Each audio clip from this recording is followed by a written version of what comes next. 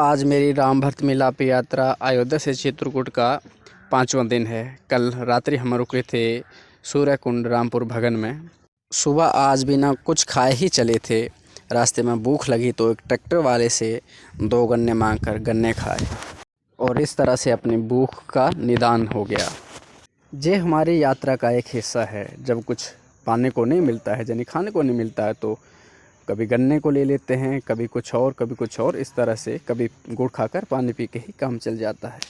लगभग 4 घंटे चलने के बाद हम पहुंच जाते हैं पलटू गिर बाबा में।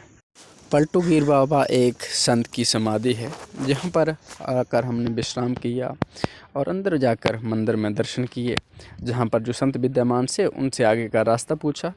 रास्ता बताने के साथ साथ जहाँ के संत भगवान लोग हमें प्रसाद दिए। हम थोड़ा प्रसाद पाए, यानी बर्फ़ी दिए, कुछ और थोड़ा सा जलपान किए। उसके बाद मेमोरी के लिए जहाँ की समाधि की मैं थोड़ी सी क्लिक लेने चला गया और उसके बाद चल दिए अपने रास्ते में। आगे गए गांव में पहुंच गए, वहाँ गुड़ बन रहा था तो कुछ लोग हमें बुलाए कि आओ महाराज जी गुड़ खा लो।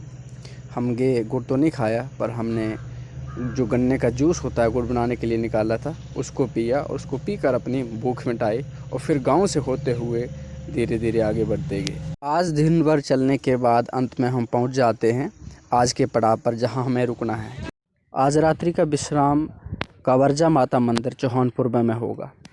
ये कवर्जा माता मंदिर है, ऐसा माना जाता है जहाँ के लोगों को कि जब सीता राम जी को वनवास हो गया और मैया सीता जंगल में चले गई, तो इस स्थान पर आकर सीता मैया जी ने मिट्टी का एक पिंडी रूप बना के भगवान की आराधना की। जी आप देख सकते हैं, इसको लोग कवर्जा माता के नाम से जानते हैं। तो आज रात्रि का पड़ाव जहीं पड़ेगा। इसके साथ ही एक जहाँ पर भगवती शक्ति का मंदिर भी है, वहाँ भी हमने दर्शन किए। और इतने में जहाँ के जो पुजारी थे वो हमें प्रसाद दे गए, यानी जो रामदाना बोलते हैं, वो प्रसाद दिया। हमने प्रसाद पाया, उसके बाद थोड़ा स्नान आदि किया और आज रात्रि विश्राम के लिए व्यवस्था करने में जुट गए। जहाँ पर एक पुराना कुआं है और एक बट वृक्ष भी है, जो इस स्थान की शोभा को और बढ़ाता है। और ये ज़रूरी भी हो जाता है कि जब किसी स्थान पर आप रुकते हो तो वहाँ के कुछ ऐसे चिन्ह अपने साथ ले जाना चाहिए जो उस स्थल से जुड़े हों। जहाँ के पुजारी जी का इतना भाव था कि मानो मन खुश हो गया। फिर उनने एक शेड बताया, उस शेड में जाकर हमने अपना आसन लगाया, ध्वनि चेतन की और आज रात्रि के प्रसाद की व्यवस्था आरंभ हो गई।